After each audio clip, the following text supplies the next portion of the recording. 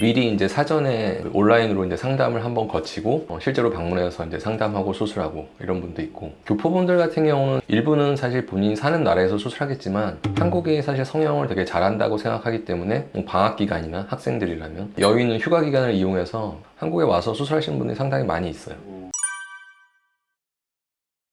다양하게 오긴 하는데 사실 교포 같은 경우는 이제 아무래도 이제 미국 거주하는 분이 가장 많은 것 같고, 호주, 일본, 유럽에 좀 여러 나라들 이렇게 계신 분들 오시고, 외국 분들 같은 경우도 중국분, 일본분 이런 쪽이 좀 메인이긴 한데 그 외에 다른 베트남 이런 쪽 나라 분들도 오시고. 근데 보통 교포분들 같은 경우에 1세대 교포분들은 당연히 한국말 굉장히 이제 잘하고 성형 상담할 때 의사소통이 굉장히 이제 원활하게 잘 되는 편이고, 근데 이제 자녀분을 데리고 오는 이제 교포 1세대와 2세대, 그러니까 자녀분은 교포 2세대가 되는 거잖아요. 자녀분들은 사실 한국말을 잘 못하시는 분도 있어요. 그래서 이제 자녀분이 수술하려는 경우에 본인 이제 원하는 바를 이제 얘기할 때 조금 이제 불편감을 느낄 때도 있죠. 물론 제가 영어를 할 수 있긴 한데 저도 영어가 한국말보다 더 편하진 않으니까 되게 디테일한 내용을 얘기할 때는 당연히 한국말이 좀 더 편하거든요. 근데 이제 그럴 때는 부모님이 약간 조율해 주시거나 평상시에 어떤 거를 좋아했었다 이런 얘기를 이제 대신해서 이렇게 들려주시고, 그래서 이제 그런 내용을 이제 들어가면서 상담하는 경우들이 많이 있어요.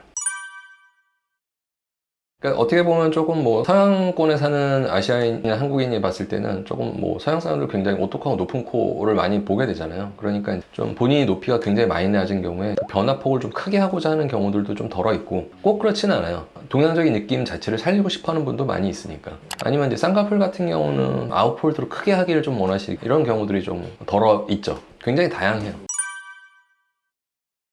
제가 생각하기에는 만약에 이제 미국에 있는 환자분이 어떤 미국 의사한테 이제 수술을 받는다고 했을 때 오히려 이제 동양인 얼굴에 매칭되지 않는 스타일로 수술했을 가능성이 많다고 생각하기 때문에, 실제 본인 모습은 미국인이라도 아시아인의 어떤 형태를 하고 있잖아요. 그래서 그런 거에 대한 거를 아무래도 한국에서 더 잘 캐치하고 수술한다 이렇게 생각하는 부분이 있고, 한국 의사들의 어떤 수술 스킬의 그 디테일이나 정도가 훨씬 좋다고 생각을 하는 부분이 커요. 그리고 실제로 어쨌든 수술해보신 분의 만족도가 더 높기도 하고 이러니까 미국보다는 한국이 사실 수술비는 저렴한 편이죠. 그래서 그런 메리트를 또 갖고 오시는 경우도 있고, 근데 사실 이거는 꼭 성형수술뿐만 아니라 건강검진을 한다든가 이런 다른 진료를 오신 김에 많이 하고 가시는 경우가 많거든요. 그러니까 그런 거 보면 이제 한국의 의료 수준이 비용 대비 높은 거죠.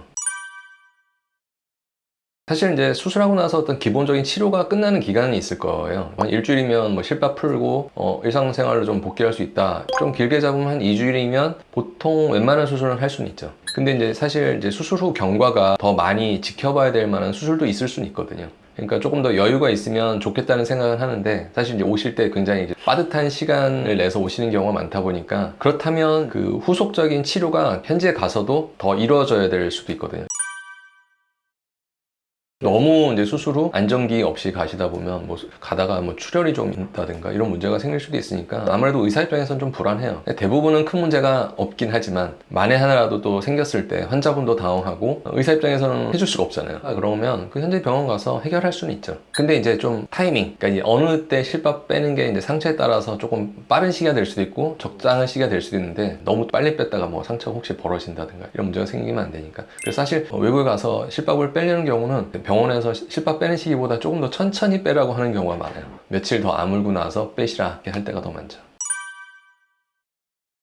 그러면 현지 병원 방문하셔야죠. 특히 이제 외국도 마찬가지고 한국도 마찬가지인데, 항생제 같은 경우는 대부분 병원에 가서 처방받아야 되는 약이거든요. 진통소염제 같은 경우는 대부분 이제 병원을 방문하지 않아도 드럭스토어 같은 데 가면 구매가 가능한데, 구매가 가능하지 않은 약들은 현지 병원을 방문하셔야 되는 경우가 있죠.